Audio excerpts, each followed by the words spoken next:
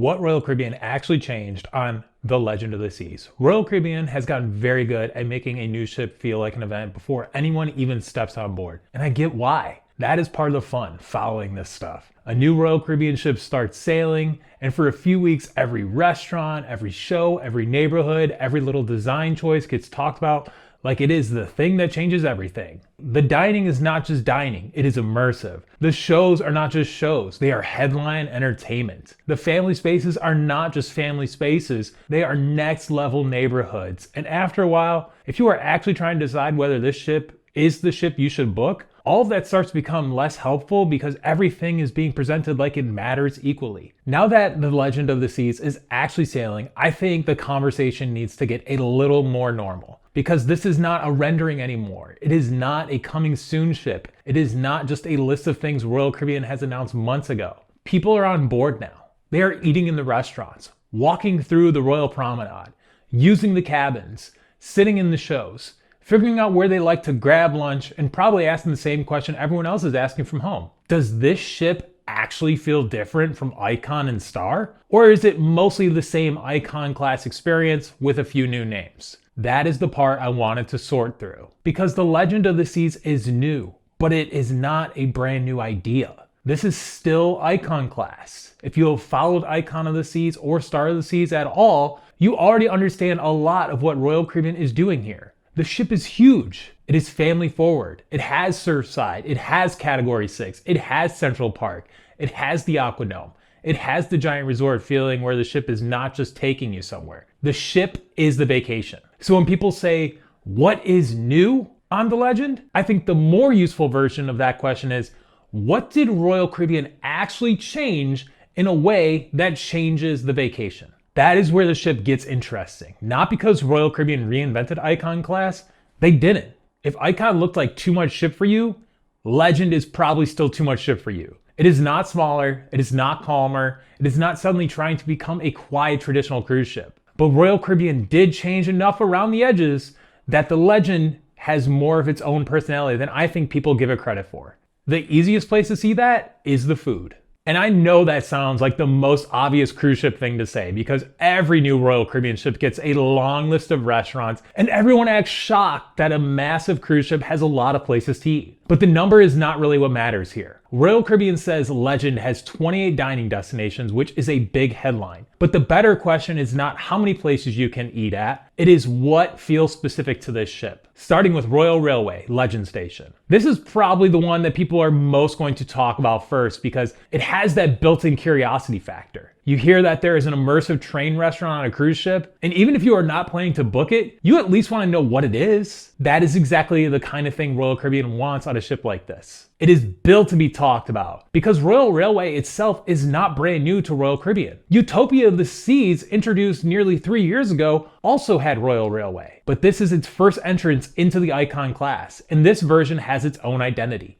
Built around the Silk Road routes, so the dinner is framed like a train journey through places like China, India, Persia, Turkey, Italy, with the food, visuals, and the cocktails and the story all working together. That tells you a lot about where Royal Caribbean is going with these newer ships. Dinner is not always just dinner anymore. Sometimes dinner is part of the entertainment. Sometimes it is a set piece. Sometimes it is the thing that you film, the thing you talk about later, the thing someone asks you about when you tell them you sailed the new ship. And for the Legend, that makes sense. Icon and Star already introduced the main Icon class idea. Legend needs a few moments that feel like they belong to Legend specifically, and Royal Railway gives the ship one of those moments right away. But it's not just a clean upgrade, and that is where this gets more interesting. Royal Railway sits in the Royal Promenade space where the Attic Comedy Club sits on Icon and Star. So if you are excited about immersive dining, that probably feels like a win. You get this high interest, highly themed dinner experience in a prime location on the ship, but if you liked having a dedicated comedy club space, this is not just Royal Caribbean adding something. It is Royal Caribbean choosing one thing over another. That is the kind of detail that actually affects how a ship feels. Because ships are not just a list of features, they are space decisions. When Royal puts one thing somewhere,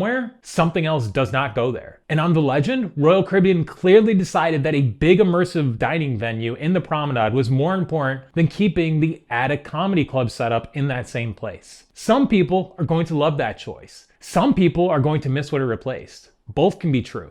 Hollywoodland Supper Club is in the same family of changes, but it is not the same kind of change. The Supper Club idea already exists on Icon class. Icon has Empire Supper Club, Star has Lincoln Park Supper Club, Legend gets Hollywoodland. So Royal Caribbean did not invent the Supper Club concept here. What they did was give Legend its own version of that premium dinner and show experience. And honestly, the theme makes sense for the ship. Hollywoodland is old Hollywood, jazz, cocktails, live music, dinner, that golden age movie feeling. It is not just the go eat dinner. It is dinner as an event, which again seems to be the direction Royal Caribbean keeps moving in with these high-end venues. The restaurant is not only about the food, it is about the room, the pacing, the music, the story, the feeling that this is one of the nights of the cruise. That is great if that is how you like to cruise.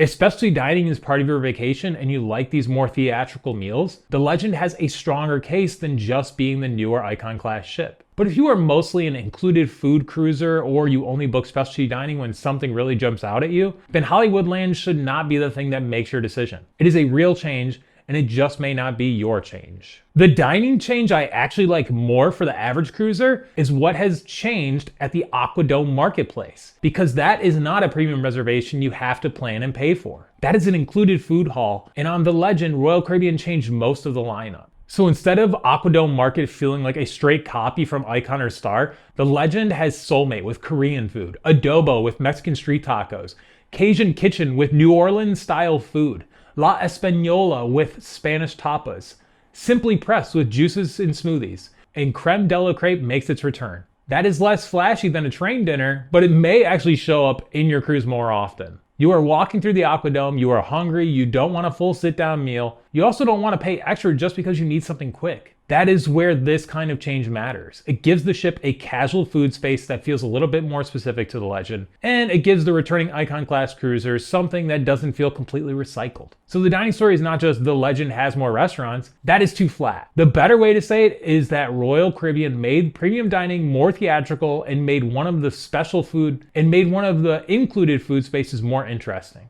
It's these subtle changes that make the Legend not feel like a carbon copy of Icon and Star. During the day, Icon class ships are always going to feel related. As you are walking through the neighborhood, seeing the pool decks, moving through the promenade, passing Central Park, looking up at the AquaDome, and you can tell really quickly that these ships are built from the same idea. But at night, the entertainment starts doing a lot of the work, making this ship feel a lot more like itself. On Legend, the big feeder production is Charlie and the Chocolate Factory, and that is a very clear choice for a ship that is still leaning hard into families. It is recognizable. It is easy to understand. It already has a world people knew before they ever sit down on the theater. You do not have to look at the show title and wonder what the tone is supposed to be. You hear Charlie and the Chocolate Factory and you get it immediately. That matters on a ship this broad. Royal Caribbean is not only entertaining to one kind of cruiser. They have kids, parents, grandparents, couples, friends groups, first-time cruisers, experienced cruisers, and everyone in between, trying to find something to do after dinner that works for the group. A familiar title helps. Another new addition for entertainment is America's Got Talent Live. At the time of filming in July 2026, it has still not actually started production on Legend of the Seas, but it's worth noting that this is that familiar format from the TV show. Think magicians, singers, acrobats, aerialists, variety acts. It's the kind of thing where nobody has to study the description to decide if the group might like it. You either understand the concept immediately or you don't. Then you add Shockwave, a battle for the beat in the AquaTheater, Fusion and Absolute Zero, the Quack Bash in Surfside.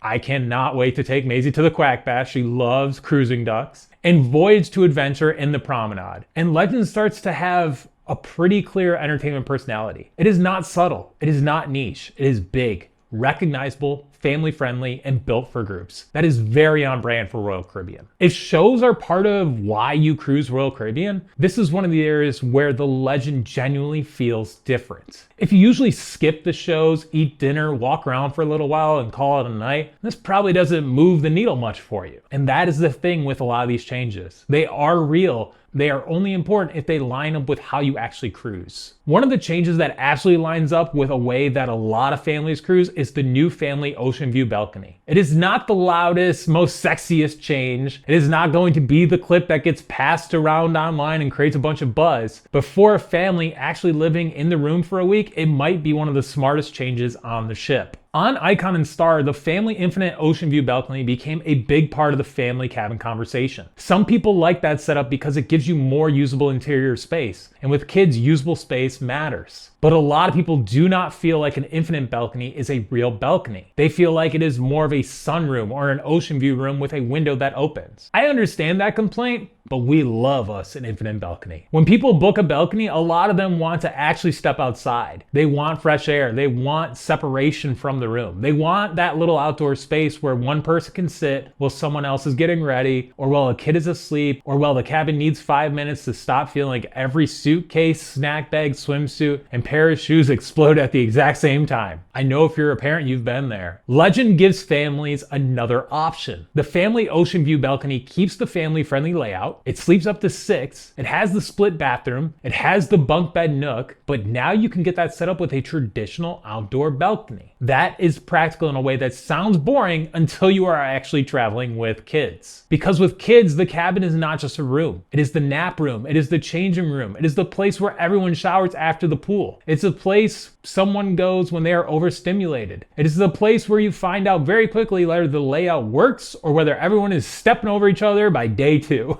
So yes, a family balcony category is less exciting on paper than Royal Railway or Charlie and the Chocolate Factory, but for the right family, it may affect the actual league more than either of those things. It probably will not be the cheapest way to cruise. Family cabins on a new Royal Caribbean ship are not usually where you go looking for a bargain, but as a design choice, it makes sense. Some families wanted the family layout without giving up the traditional balcony feel. The Legend gives them that. The next major change is the casino. The casino change is more specific, and for some people it will be a big deal, while for others, it will barely matter. The Legend has a 2-story Casino Royale, with casino space on Deck 3 and Deck 4, and Deck 3 casino is non-smoking.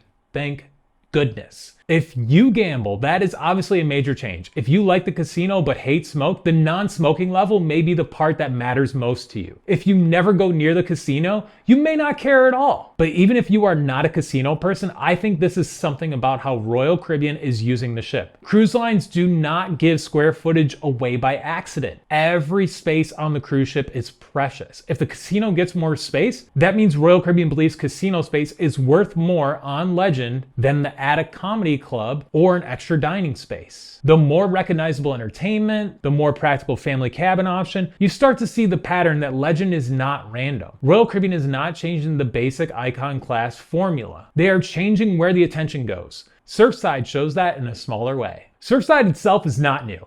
If you followed Icon class, you already know the idea. It is the family neighborhood built around younger kids, casual food, water features, a carousel, and giving families a place where they can stay for a while without dragging everyone across the ship. After over 20 cruises with a toddler, we love us some Surfside. That basic idea is still there. What the Legend changes is the personality, especially with the adorable rubber duck themed carousel. And yes, a duck carousel sounds like a little thing next to a 2-story casino, an immersive train restaurant, but for a family ship, it is a smart small thing. Cruising ducks are already a part of cruise culture. People hide them, kids look for them, adults pretend they do not care, and then somehow they get very invested when they do find one. So Royal Caribbean taking that guest-created tradition and building it into Surfside feels intentional. It is the kind of thing that adults may see as a cute detail, but kids may treat it like one of the defining parts of the trip. This is our daughter right now. She loves cruising ducks. I know she can't wait to experience this. That is family cruising. Adults care about layout, food, pricing, cabins, and whether the ship feels manageable. Kids remember the duck carousel.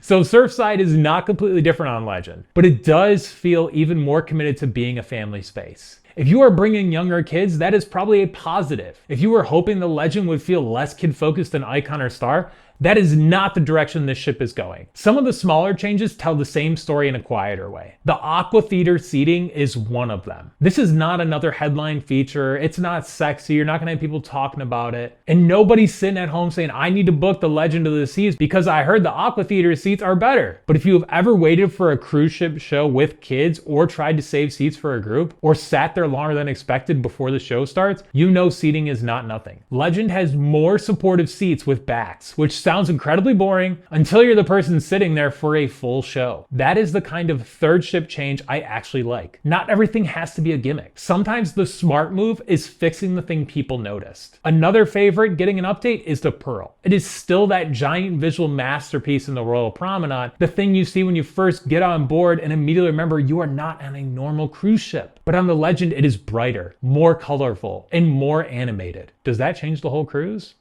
No. But it changes the first impression. And on ships this big, the first impression is part of what Royal Caribbean is selling. There's even been some changes to retail that are going to fit this same pattern. Royal Bling is gone as its own store, and Sol & Sea takes that space with more everyday clothing. There are also more kid-friendly and collectible style items. That is not why anyone books a ship, but it feels more aligned with how people actually shop on a family-heavy cruise. Most people walking around an Icon-class ship are probably not looking to make a major jewelry purchase. I'm looking at you, FE Jewelers. They're more likely to grab a shirt, something for the kid, a collectible, or something they forgot to pack. Taken one by one, those changes are small. Together, they make the Legend feel more practical and more polished. Not revolutionary, not a totally different ship, just a third version of Icon class where Royal Caribbean seems to have adjusted some of the things people actually notice once they are on board. So when someone asks whether they should book the Legend, I do not think the answer is only about the ship. It is about which version of Legend they are booking. That is why the final answer is not as simple as,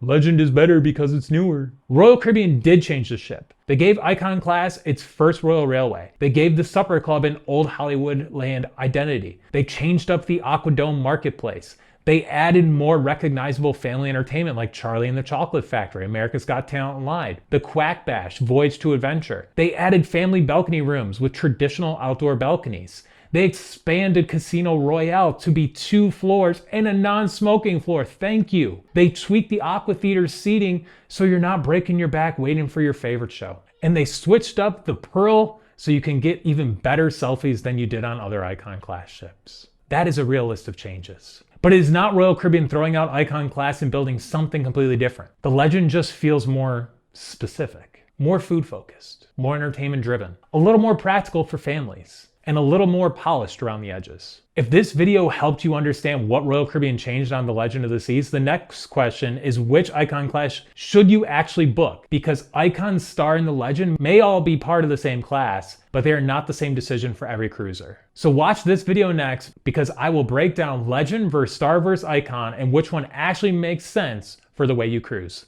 Thanks for watching.